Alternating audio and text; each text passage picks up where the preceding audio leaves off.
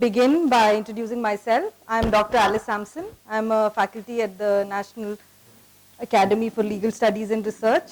I will introduce our panel members for the first session. Professor, since you're all seated, I will just go one by one. Professor Faizan Mustafa, everybody knows him, our beloved Vice Chancellor.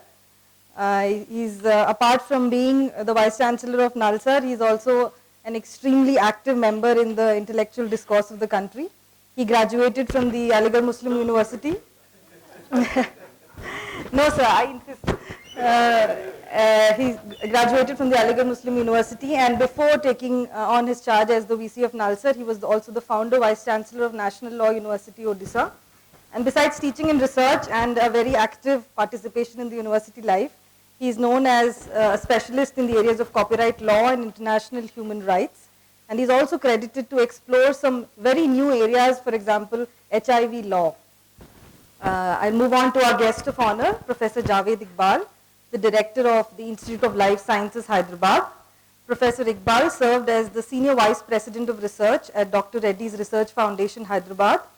He has also served as the Director of Regional Research Laboratory, CSIR Trivandrum, and has been a distinguished research scientist and global head of discovery chemistry. He headed a research group of 140 scientists at the Hyderabad and Atlanta Discovery Research Facility of DRL. We know him today as the Director of Institute of Life Sciences, but he's also served as visiting professor at University of Notre Dame, USA from 1989 to 1990, in Japan and at the New Mexico State University. So he has a very international academic presence, including in France and in the country, in IIT and other academies like the Indian Academy of Sciences, Bangalore, and Indian National Sciences Academy. Our next dignitary today is our chief guest, Professor Mohan Rao. He's a former director of CCMB Hyderabad and presently J.C. Bose National Fellow at CCMB Hyderabad. He is a distinguished Indian molecular biologist. He holds a PhD in chemistry from the University of Hyderabad, and he was a visiting associate at the National Institute of Health, US during 1990 to 1992. He was also a visiting professor at the Tokyo Science University during 1996.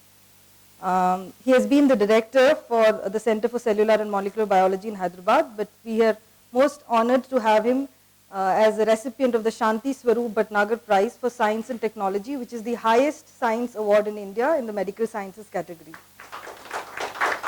And of course, the only lady on the panel, Dr. Prachi Kaul, is the director of the Shastri Indo-Canadian Institute from New Delhi. Dr. Kaul finished her PhD from IIT Delhi. We are very honored, sir, to have all of you, and ma'am. I request Professor Mustafa to please deliver the welcome speech.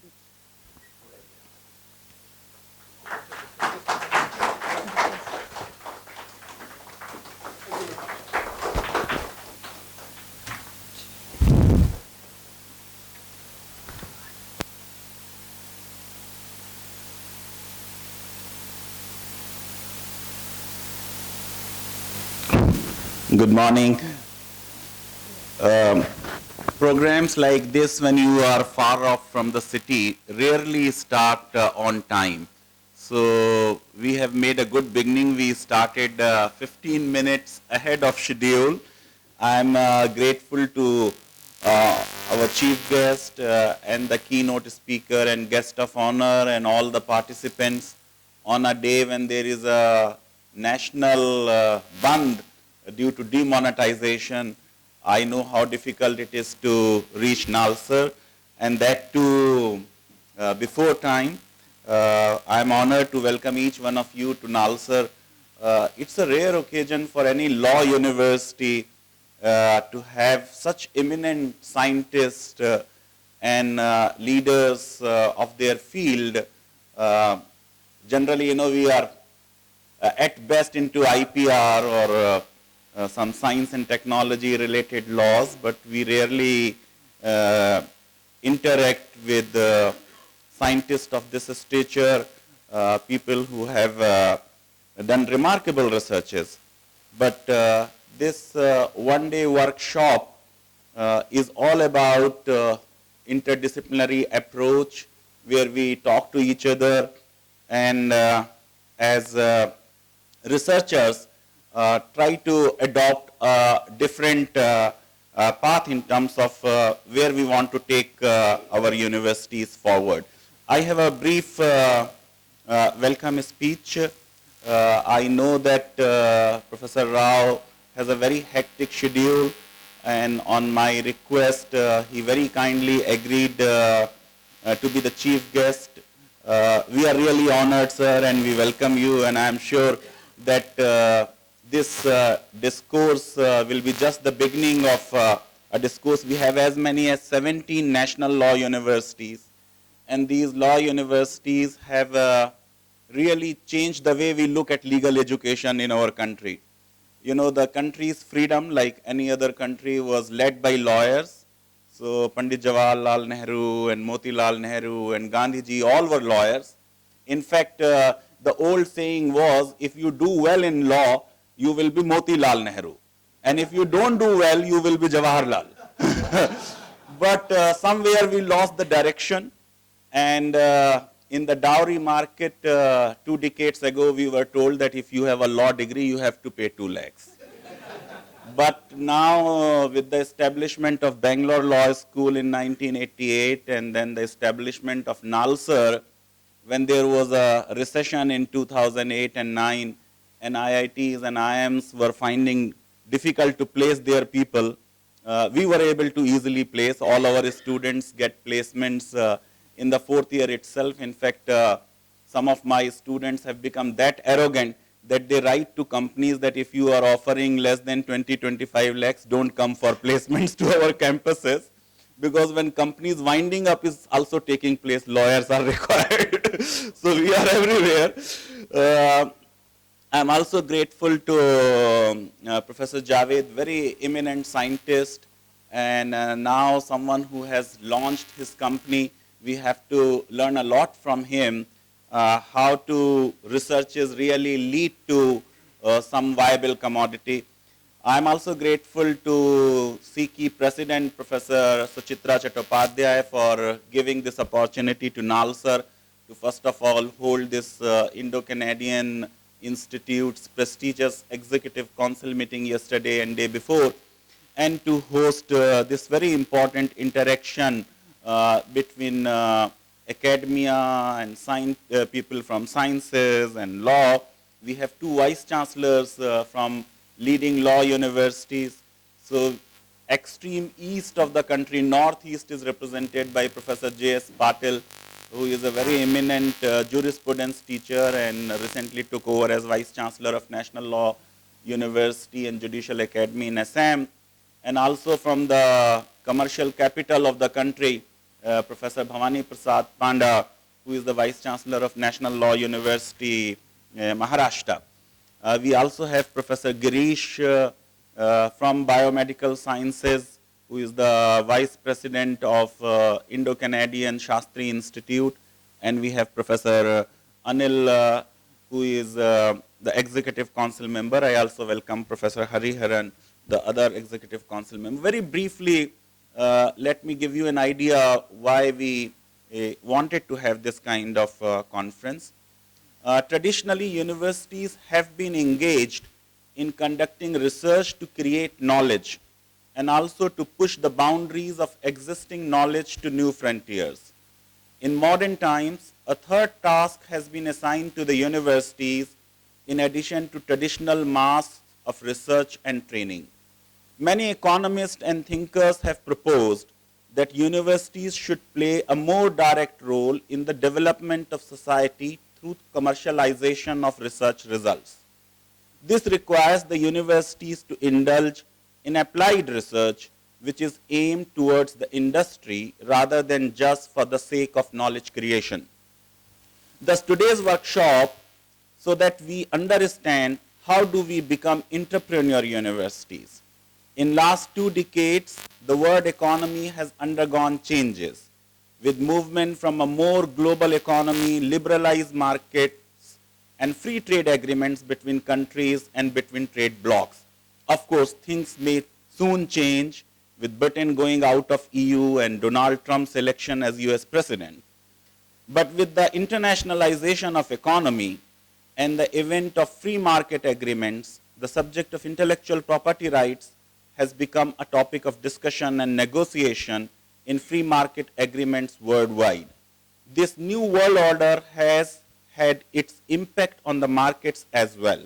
The market offerings have changed, consumer tastes and preferences have changed, business practices have changed, and so has the consumer behavior. The number of new market offerings, both in terms of products and services, has increased manifold. These new or novel products are the results of unending research and development work at the corporates' R&D centers, public R&D centers, and at the universities. Under this environment, though competition exists between multinational companies and small startup companies, the use of latest technology has become the norm. The latest the technology, the lower is the cost, and the newer the product. Professors working at university laboratories come out with novel technologies, and these technologies are at times translated into marketable products by the new companies or recently by the relatively smaller university spin-offs. These spin-offs lease a particular patented technology from the universities and try to translate it into a product that the market needs. In the United States of America, besides the intellectual property laws, the Bayh-Dole Act was formulated to drive the benefits of research results that had commercial potential. The economic impact of the act is better expressed in thousands of spin-offs that originated in various universities with multi-billion dollars of economic contribution and around 2.5 lakh jobs. Canada doesn't have a specific law like US, but individual universities have similar academic policies to promote spin-offs. These spin-offs have access to the technology and the innovative mind of inventor, who on account of being the creator of the technology should know best what downstream usage the technology has. But in India, the formation of such types of endeavors has not been very satisfying, though some IITs have now started taking the lead, and with Prime Minister coming up with Make Up India and Startup India and now Queue Up India, I believe that we are in for those kinds of developments in India also. In order to commercialize, technology is moved to separate new venture, and this development is known as spinning off. An entrepreneurial spin-off arises when an entrepreneur leaves an organization to start a firm of his or her own. Hence, university spin-off is a separate venture and involves a specially formed team of people, that is a faculty member, a staff member, or a student.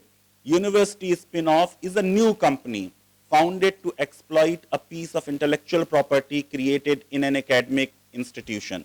Spin-offs, also known as startups, and spin-out also mean leaving the parent organization, taking along a technology that serves as the entry ticket to the new company in a high technology industry.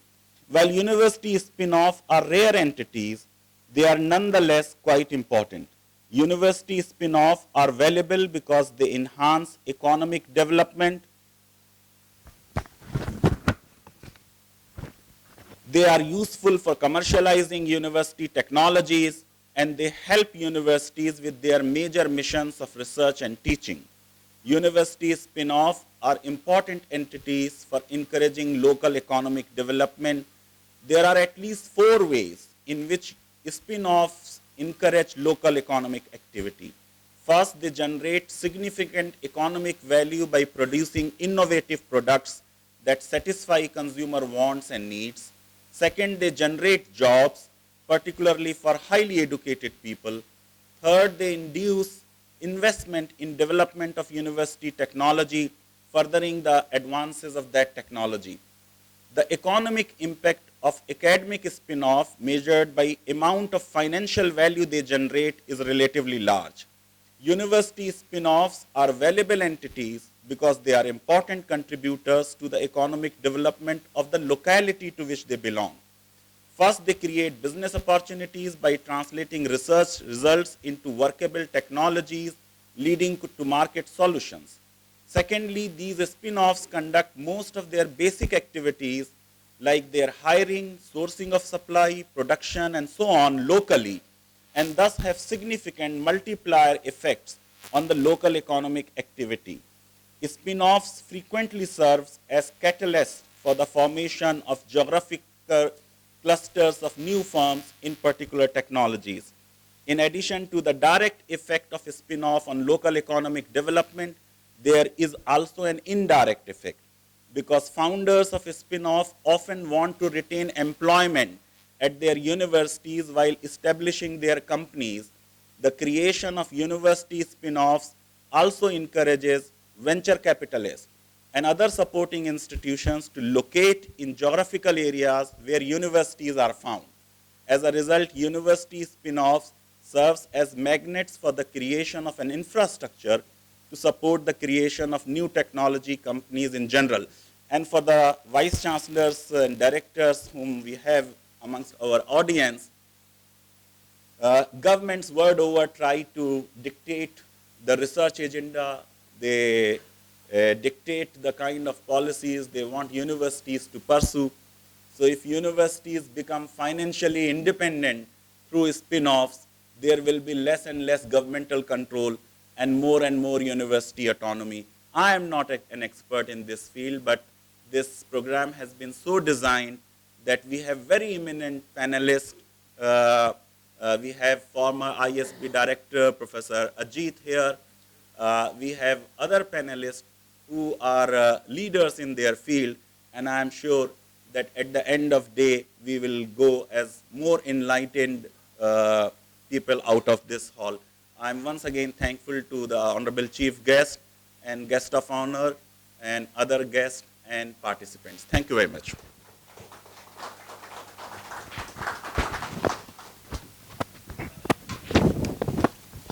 Thank you, Professor Mustafa, for setting the tone for this conference with his very detailed history of what the relevance of this concept of entrepreneurship is for the academia, and his funny jokes as usual everywhere, which make sure that we can't sleep through anything.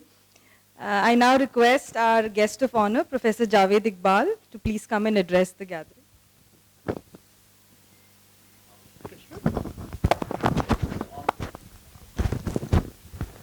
Thank you. Good morning, ladies and gentlemen. At the outset, let me thank Professor Mustafa for calling a person who actually had no idea about education in terms of university entrepreneurship and other things. But over the last 1 week, actually I went through it and I found that there's a lot of things that we can offer in terms of our own suggestions. I come from academia industry. I spent almost 2 decades in IIT as a professor, and then I moved to Dr. Reddy's as head of their R&D. And I know how much it's important that one should take innovation all the way to the market. Now, what I'm going to talk about today actually is, I think most of you know, and I thought I would be addressing students rather than you. So a lot of things that I'm going to talk about, perhaps you already know. So I would like to be excused for that. Now, this is the topic that actually was chosen by you. I thought I would just confine myself talking about it. See, if you look into historically, I mean, I have been a student in University of Delhi. I also went to Oxford. And the changes that I saw over the last 40 years in the 2 universities, in 1970s when I passed out from Delhi as an undergraduate, of course, there was nothing in terms of innovation. And soon after I went to Oxford, there was nothing really. Then 40 years down the line, when I went to both the universities, I found that Oxford has already spun out 300, 400 companies. Whereas Delhi University still has none perhaps, or maybe 1 or 2. So obviously there is a mindset, and I think we all know that we traditionally, as Indians, do not have innovation, entrepreneurship in our DNA. It just doesn't work with us. I think we have been philosophers, thinkers, we have been discoverers. But innovation requires, along with entrepreneurship, which actually we lack, whether it's in our society, whether in our culture, whether in whatever you have, I think we never were like that.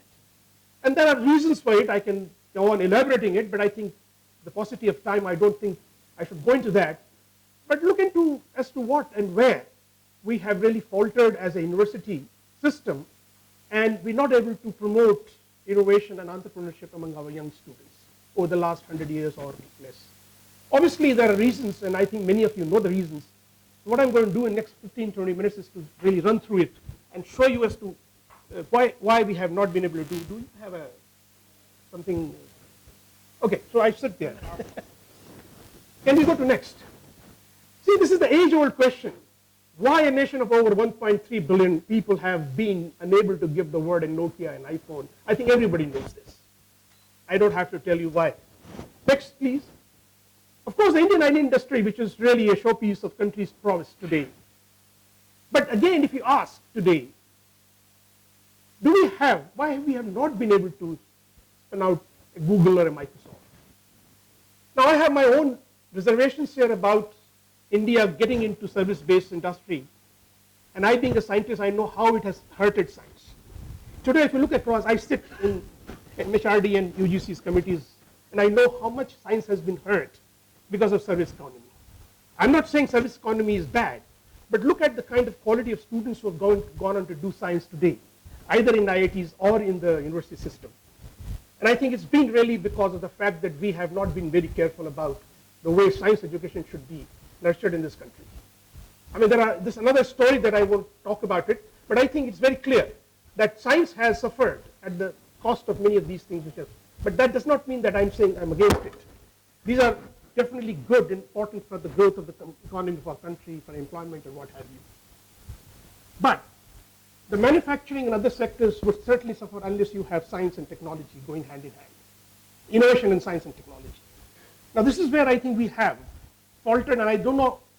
I also sit in the committee headed by Prime Minister and CSR Society, and I've seen on several meetings, everybody has blamed CSR system as to why you are not able to do something, why you are not able to translate your research into kind of innovation and beyond that. Obviously, there are reasons for it.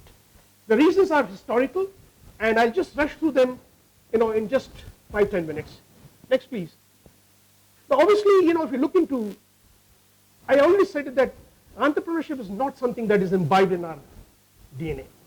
It is simply not in our culture. Whether you like it or not, I think if you look historically, we don't have that.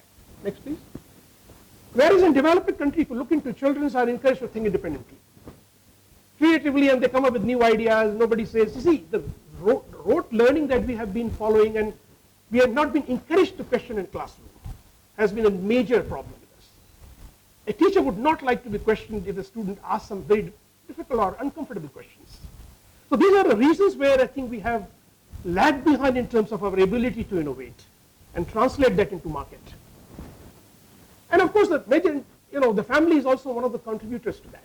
Why can't we become? Because of the fact is very simple that generally, it requires a great deal of risk, and families would not like to encourage their children to take up something like entrepreneurship.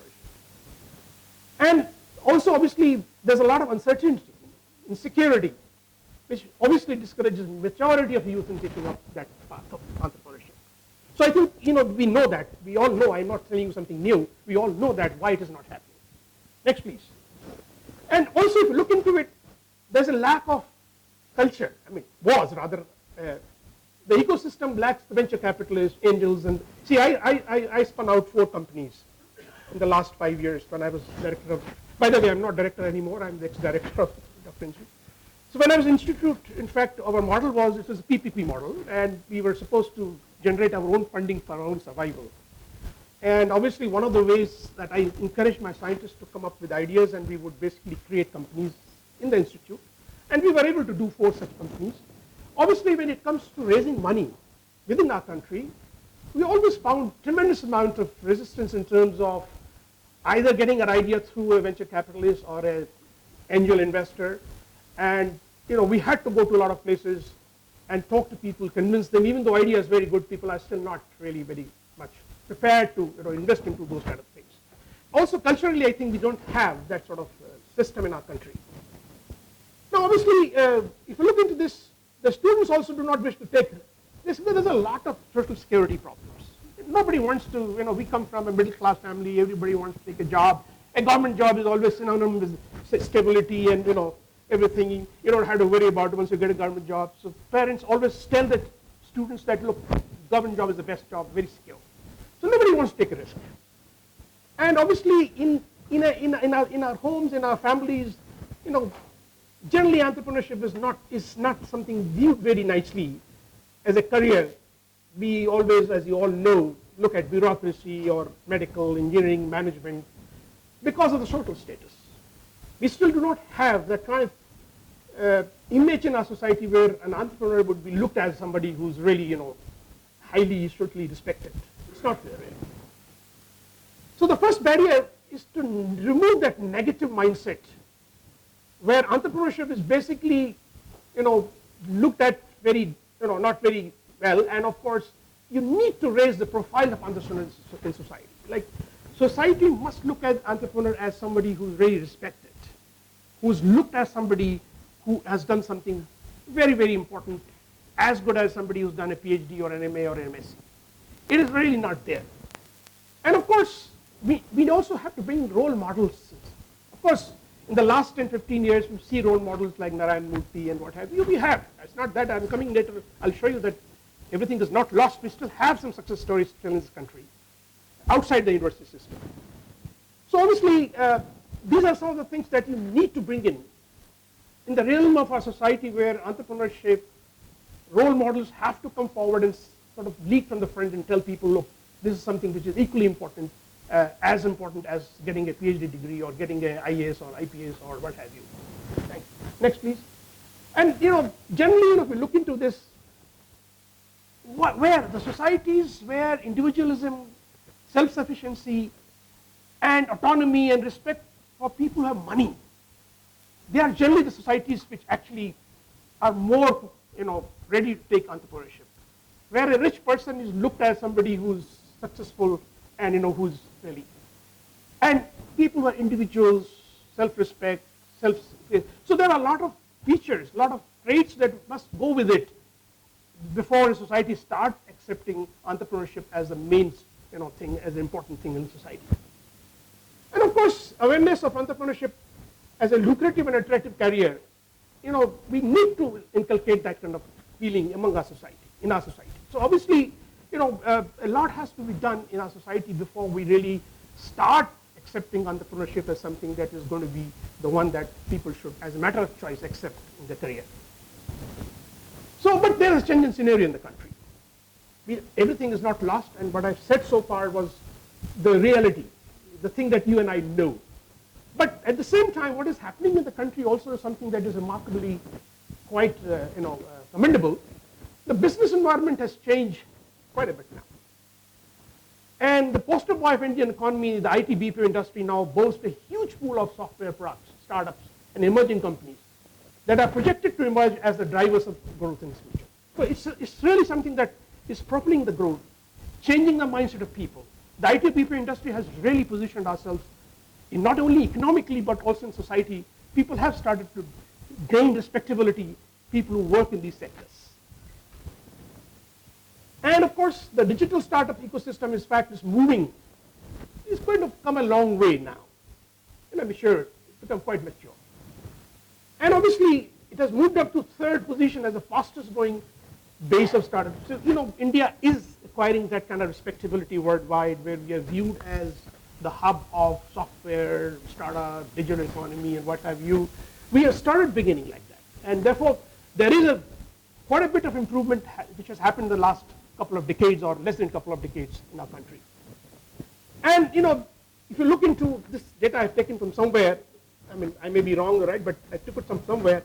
The 5 startups are generally born each day, every week, and around $100 million USD spent. So look at this kind of, from zero to something that is happening is truly a remarkable progress in this area. It is not something that we can ignore. Now, entrepreneurship is flourishing within tech domain. IT and everything is fine. As I said, service industry. You're providing apps. You're providing what have you. But obviously, there are a lot more things that we still look into for the growth of the economy and for growth of the company, of the country.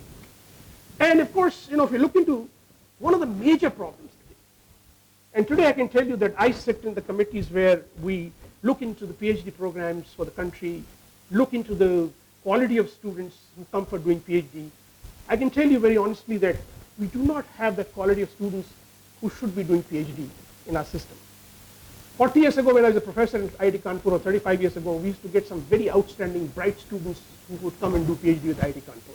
But today, if you look into across the whole system, whether it's ISC or IIT or universities, very poor quality of students coming to do science, PhD in science, be it is chemistry, physics, or biology, and Mohan will, vouch for it. So there is a major change in our way, the society and the way education has come about the last 30, 40 years.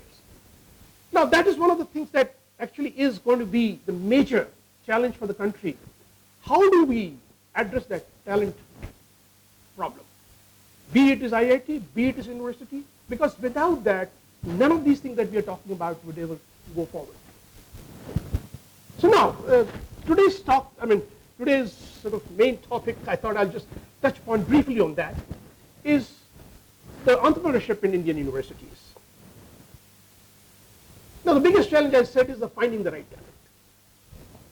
And people prefer to go with big names instead of choosing young entrepreneurial ventures. You see the old kid of the block syndrome. See, even if you today go with a problem, and I had faced this problem going to venture capitalists and going to people who have money to put our proposals before them, they first ask me, what is your background? You don't have a very glorious background of starting companies and things like that. A lot of questions are asked. And obviously you need to sort of live with this kind of thing, because it is very difficult to get money for venture. Very difficult. Even if you have an outstanding idea, it doesn't happen that way.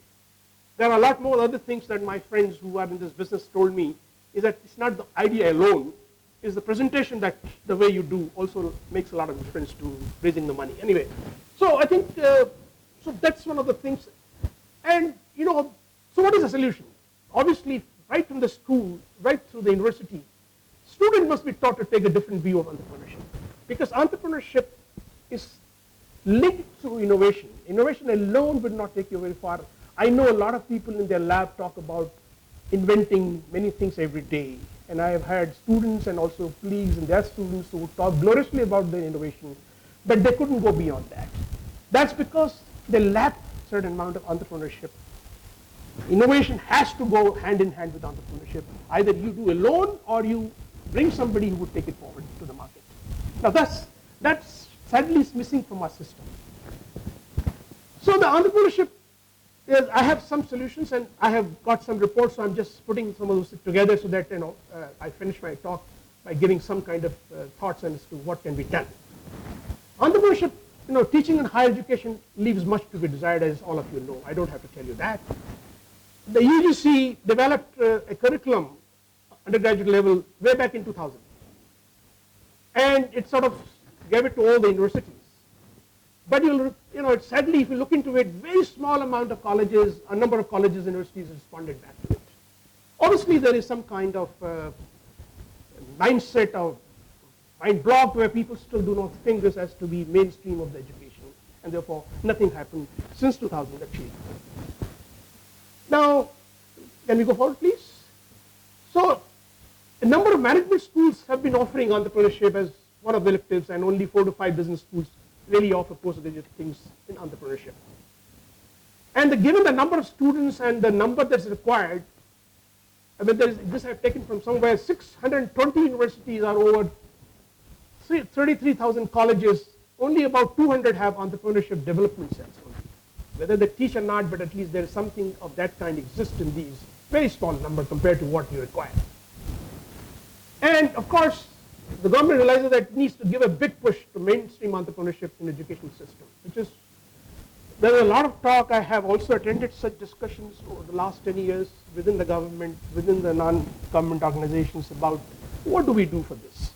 In one of the Manmohan Singh's government, we had suggested about how the entrepreneurship could be linked to education, science and technology, and how science must be promoted.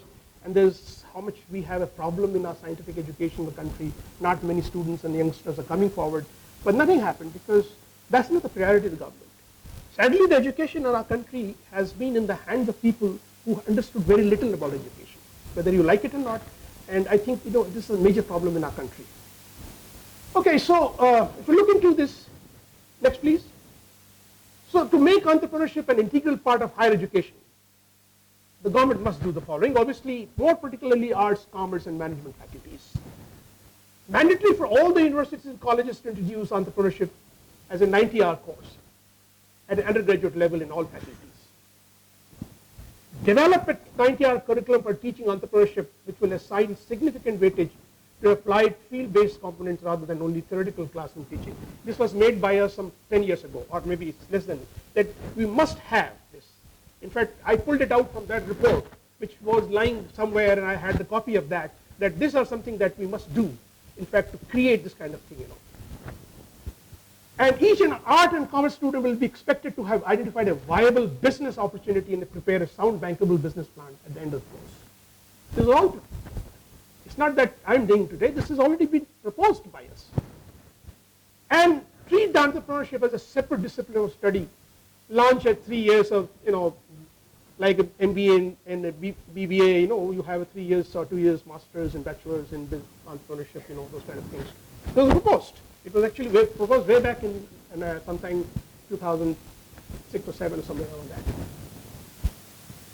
And also encourage you to drop out to the various level to take up an entrepreneurial career. For such students, the government will encourage open learning program in entrepreneurship.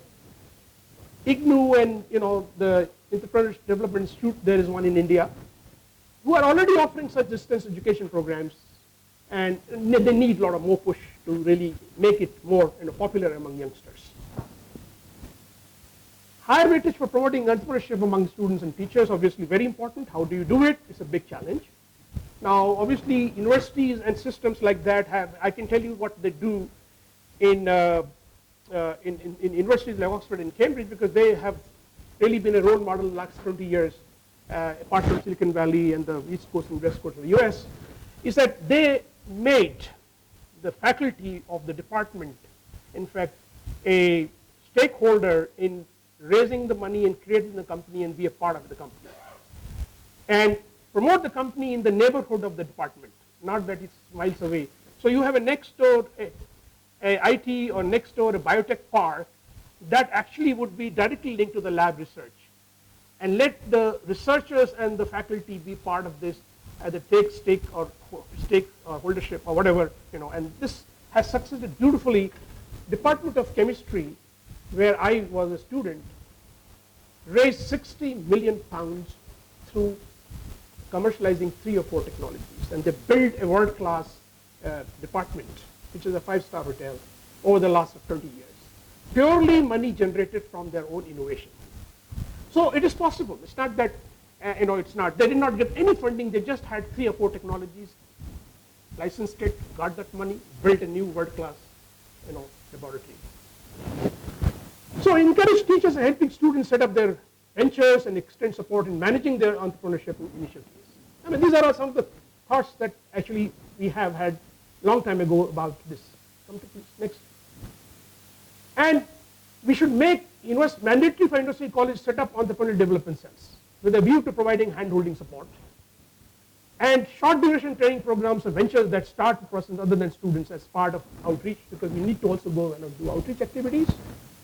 And EDCs to operate as one-stop shop for all necessary information on formalities and procedures. See, we also did that in a very small way in the institute where I was director before. We had actually a separate cell where any innovation that came about in our institute went through that before they went for publication. So we encouraged people to patent first. So we had a group of people, a very highly,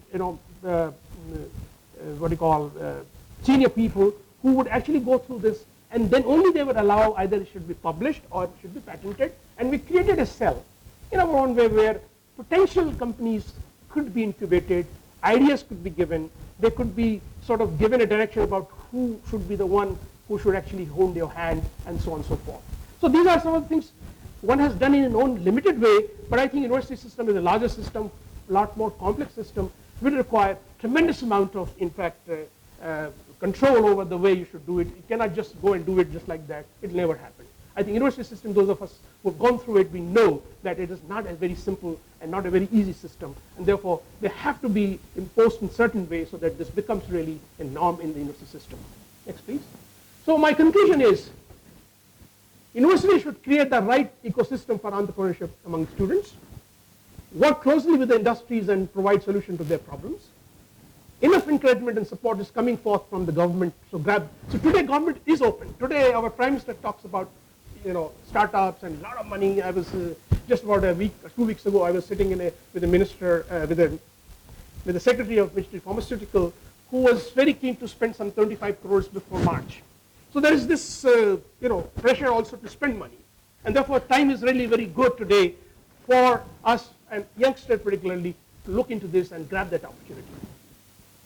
Now, the traditional system of university education must change, and research centers in them should become a hub for innovation and entrepreneurship.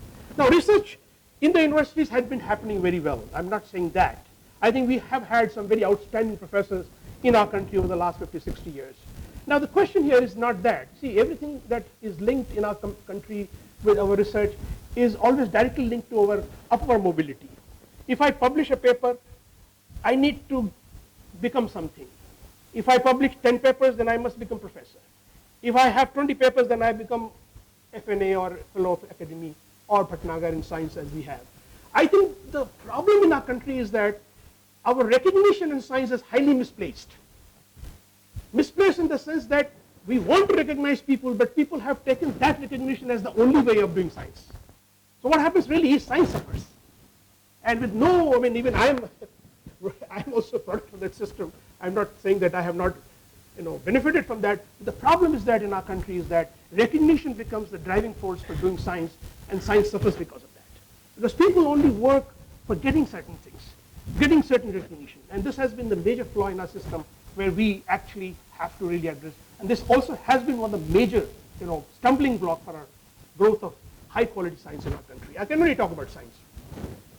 Now, one of the things that actually somebody told me a long time ago, the risk taking is one of the most important things. And of course, none of you are, I thought I will be addressing the students, so I put the bottom line. But to you, I don't have to tell you that the biggest risk one takes in life is not to take a risk. I think entrepreneurship, business, commercialization is nothing that demands risk. And we are very risk-averse society. I don't think culturally we've ever been very, kind of happy to take risk, and therefore I think this is another stigma or roadblock that needs to be overcome before we really become an entrepreneurial society, especially through the university system. With this, I would like to thank all of you for your kind patience, and thank you very much, Professor Mustafa, for giving me the opportunity.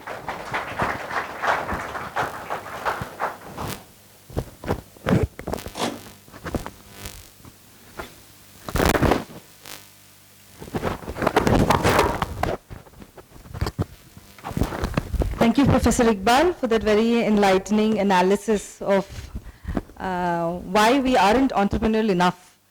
And he's gone through, I think, almost all the factors, schools, family, the industry, that can be corrected. And we're very grateful for your ability to walk the talk, sir. If it had come from anybody else, we wouldn't have found it very convincing, but you are really one of the people who has bridged the academic and the entrepreneurial gap. So thank you very much. I request our chief guest, Professor Mohan Rao, to say a few words.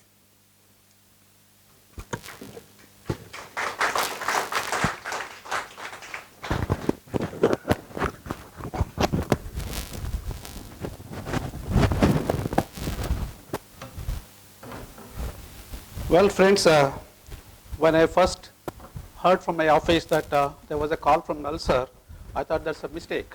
I thought I got a, and then when Professor Mustafa came online, and he told me about this meeting and wanted me to come, then immediately my first reaction was tell that it must be something, a ceremonial activity.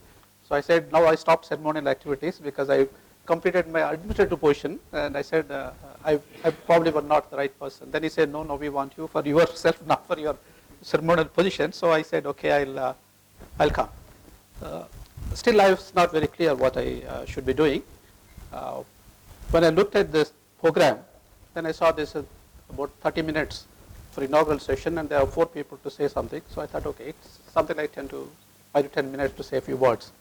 Now, either I mistook or Iqbal mistook. So, in any case, let's spend some time on a few points like this here. Iqbal was referring to Indian science and the CSIR, how we could not really reach the expectations. Part of it is true, part of it is probably not true. It is not true that Indian science and technology did not rise to the occasion. If some of you who might be aware of is that when India became independent, our average life expectancy was 38 years. Today, our average life expectancy is 65 years. This has certainly come out of because of the medical services, technology, science, and there are a large number of things one can talk about: green revolution, white revolution, space technology. Today, India is able to put satellites from other countries, not only our own countries. And we are trying to go to moon and other activities. Atomic energy, we succeeded. So large number of success stories are there in Indian science. Only thing is we did not celebrate our science. And we are not celebrating our science, we are probably shooting ourselves. So that I think one point which I was a little concerned.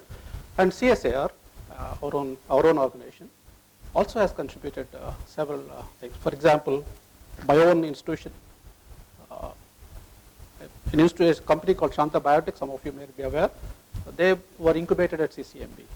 They came to develop a vaccine for hepatitis at CCMB.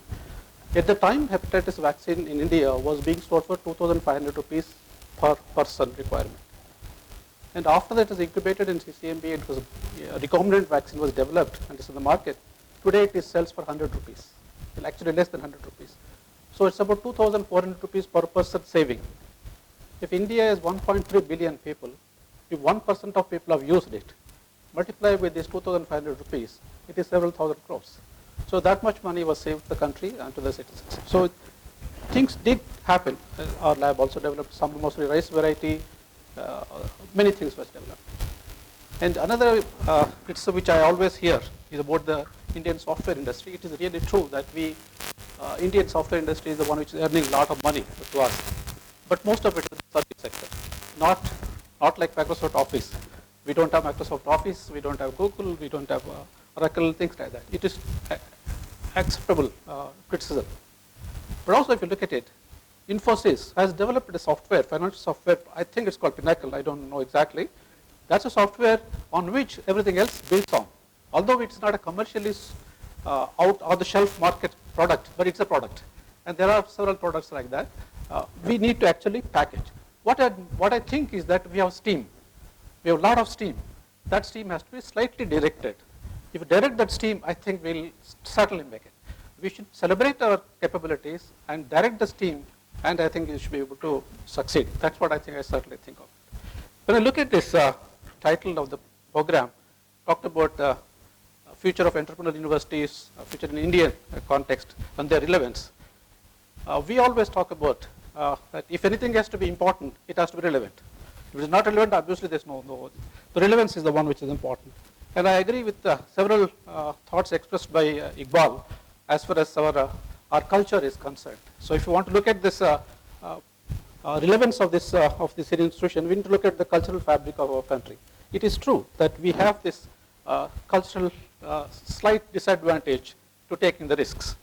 Not slight, maybe more. I think we'll see. Yes. First ever university in the world was set up in India. Of course, not now in India. It's in Takshashila. That was about perhaps 6,600 years before Christ. It was Takshashila, the word meaning in Sanskrit is the city cut out of rock. Takshashila, that was the original word. But when India divided, part of it went away. We gave a piece of land to Pakistan, so now it is in Takshashila. But if you take the next best university developed was Nalanda. It's called Vishwavidyalaya, meaning that universal education, the abode of universal education. The concept of education, this thing that started here, the concept was a place for learning all subjects. It provided intellectual ambience for a deep contemplation, questioning and learning. But the only issue was learning for the sake of learning, knowledge for the sake of knowledge. That was our major approach, was knowledge for the sake of knowledge. Less of utilitarian approach was there. This Puritan approach of knowledge, I think is a part of our culture even today. That Puritan approach of knowledge is there. When I was young and early scientist at CCMB, we used to discuss several aspects. Many celebrated, many successful scientists in India do consider application research as slightly less intellectually challenging. This is not really true. I kept on telling people, of course, even continue to tell the people that all the top names you take in science, Okay, if you think of Heisenberg, Einstein, or Fermi, all these guys are asked fundamental questions in nature. But these are the people who developed technologies. First nuclear bomb was developed by Fermi and these guys who asked questions about statistics and for bosons and things like that. If they are fundamental people, ask basic questions, but if the country needed something, they rose to the occasion, immediately develop technology. It is possible for only people who are very bright to develop technology. Medium and less people will not be able to develop technology. That understanding has to come to our scientific community, so we should probably teach that doing applied science is as important, if not more important. And fortunately, in my career, I did both. I did both. I felt as successful, as happy as publishing a paper in Nature, as seeing my product in the market. If you see your product in the market and somebody is getting benefit out of your product, you feel as good or even better than the paper in Science. So which we did both, so I feel that importance is there. I think this, as I mentioned, the cultural or whatever the backdrop that we have can be seen in very number of examples. For example, Sir C.V. Raman. We all talk about Sir C.V. Raman is the only Nobel Prize winner which our country has. He apparently asked the question why the sky is blue. I don't think that's really the right question that he asked it, but he probably looked at something else. But he was looking at why the ocean is blue, and then he did the experiments of light transmission through water to liquids and discovered Raman effect. That's knowledge, a fantastic knowledge. Can I have the water, please? Yes. That's a fantastic knowledge that has been developed by us.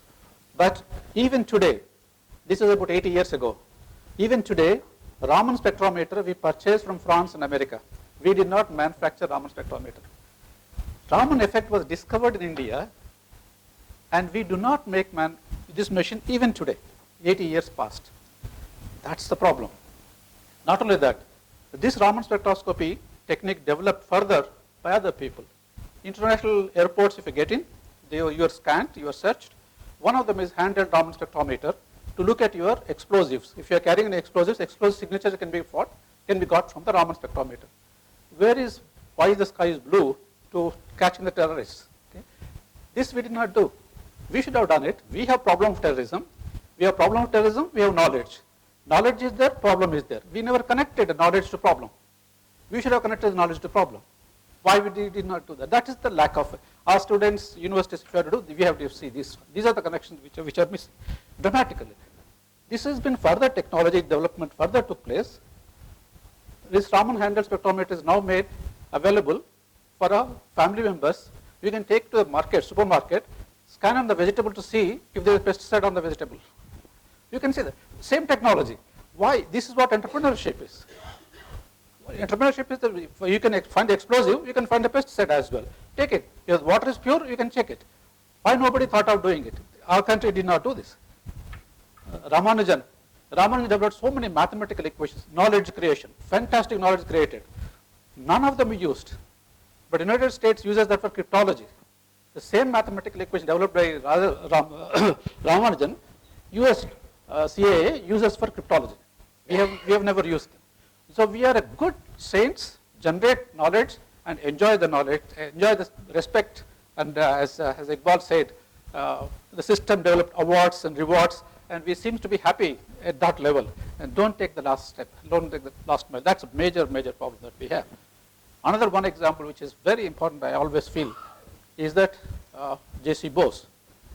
J.C. Bose is the first person in the world to show short waves can be used for communication system. He demonstrated that from one room to other room he could communicate through short waves. This demonstration he has done in Calcutta and he has done in Royal Society in London.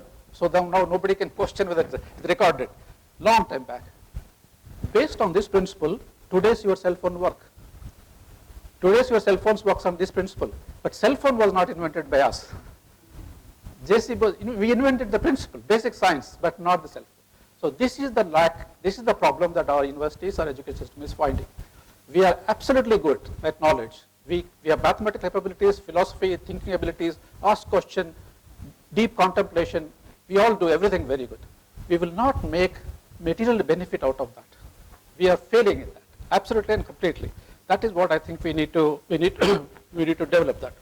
Of course, whatever I'm talking about entrepreneurship is I'm talking from science and technology point of view because that's the only area I know of. But Ola SCAP system is absolute entrepreneurship system. Fantastic way of doing it. Today I read in the newspaper there's somebody in Hyderabad starting some kind of a kitchen facility, like you want a food to order, there's a place where you can get the food. And there are drivers. For example, a lot of drivers, everybody has a car now and they don't like to drive because of city traffic or some other reason. You want to call a driver, there's an organization coming up to provide you drivers. Absolutely, these are entrepreneurships, of course, but I am only making points based on the science and technology side of it. I think we have to teach the value of, as again Iqbal pointed out, we teach from the school days onwards the value of success. We want success, and success alone. Failure is not acceptable. The failure is not acceptable. See, we must be willing to fail. Only when you fail, you learn. That failure tolerance is not there. If your kid gets a second mark, not the first rank, second rank, parents are unhappy. Parents tell the student that, okay, why did you lose? Why didn't you get the first rank? We got this completely built into us that we cannot tolerate any failure. Tolerating failure is one thing which we have to certainly learn. And we have to encourage people to take risk. That's the most important point. Iqbal pointed out that major risk is not taking risk. That's really very, very important. And we should learn that we should teach the people to dream, envision, and leadership, which Abdul Kalam has been always telling. Dream big, dream big. We can do it. We can do it. Dream big, and let us fail. That's fine. But let us fail big. Let's not fail in the small things. So I think that's what I think he was also talking about. And in addition to this, of course, I personally felt that our students completely lack on mundane aspect, simple mundane aspect, that if I want to start up a company, what do I do? How do I do? None of our people know. I can assure you that in CCMB, 140 students who are doing PhD, if you ask them, what if I have an idea, I know how to make a product, what next? None of us know what next. Okay? Now people have to be told how a company can be formed. What are the procedures? What is the government law? How does one float a company? How do you raise money? What are the organizational issues? All these things have to be taught. They should be able to say that this is not a big problem. We all, at least basic scientists like us, think that it's impossible for us to do it. We'll not do all that thing. We'll stop it here. That barrier has to be crossed. So maybe we should try and see in your curricula how this can be handled. What we must have courses to see, if I have an idea, how do I make a company out of that? What are rules, at least in Indian context, what are the rules and regulations, procedures that should also taught, I think. But I can say what all we need, but I have no idea how it can be done. Okay. Now all this university faculty, university people who are there, I'm sure you'll be able to think of some ideas, and I don't have any solutions like what Iqbal could think of, except raising issues and talking about this thing. I'm sure we are going to spend the whole afternoon today, whole day today, and discuss these issues. And I'm sure this one-day workshop would be intellectually stimulating and rewarding. And thank you, and look forward.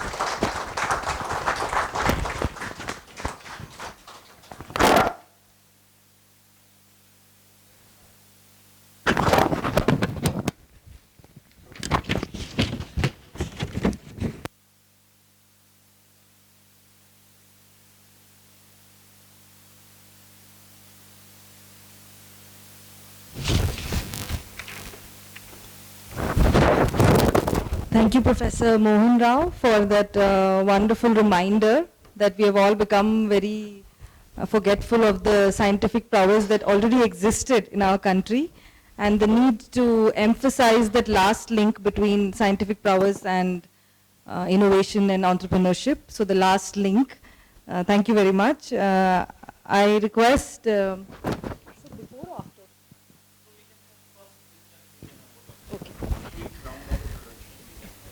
So, like Professor Mustafa pointed out, many of us don't know who the others are here. So, for the sake of everybody's convenience and knowledge, I request all our delegates to quickly introduce themselves before the vote of thanks. Require the mic? Without the mic.